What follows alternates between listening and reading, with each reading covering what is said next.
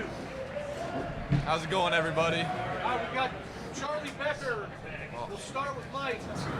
Charlie, on Omar's play, can you talk about the level of difficulty as a receiver to make that kind of catch? That catch was probably the craziest catch I've ever seen in my entire life. I mean, to that body control that Omar has is just unreal. Like it was, I can't even put it into words. It was crazy.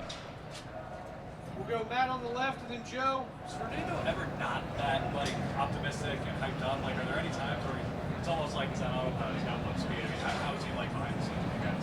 I mean, I'm roommates with Fernando too, so him and his brother, and they're first of all, they're great people. Like, their families are great, and really they're always positive. Even at the house, like, they're always, if somebody's having a bad day, they're always cheering you up. Like, they're honestly just great people. And we'll go Joe on the left and then Daniel. How much do you feel you've grown this season? They come in with Surratt's out, make plays like the toe drag, the deep post, everything that went into this game.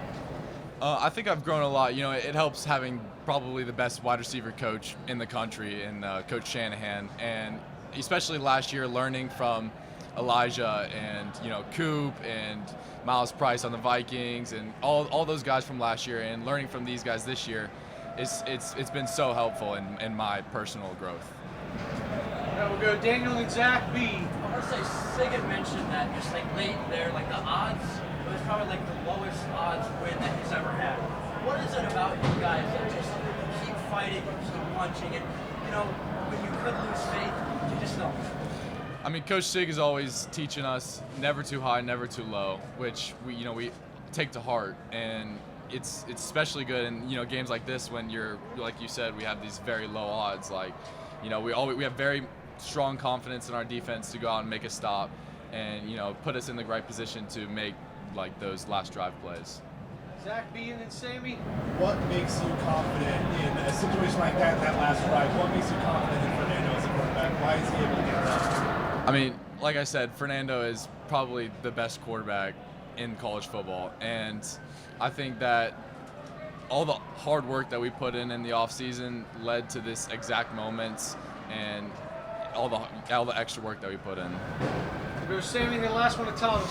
Charlie, your first catch was the long one that set up the first touchdown. Can you take us through that? It looked like they were playing man and blitzed a lot. Did you guys take advantage of that there? Yes, sir. So, we after the first couple drives, we saw what they were running, and we had this game plan put in, and we took advantage of it. All right, Thomas, last one. Your catch before the Omar catch, what did you see on that play that helped you step up in that big moment? I mean, huge shout out to the O-line and the quarterback for being able to keep protection and give the quarterback enough time to, have trust in me and have faith in me to go up and make those 50-50 catches. Real last one to Seth. Just how much do you relish stepping up in some clutch moments like you did today? Some of the third down sideline catches. Obviously, it was a big spot to step up with Surratt out, but just some of those, individual moments within the game, crunch time. How much do you relish moments like that? Well, all the glory goes to God, first of all, and without Him, I would be nothing. And I think that in those moments, again, it's the O-line and it's the quarterbacks who have the ability to put us in those situations, to have faith in us to make those plays. All right, thanks, Charlie. We'll have Elijah Hardy and Aiden Fisher shortly.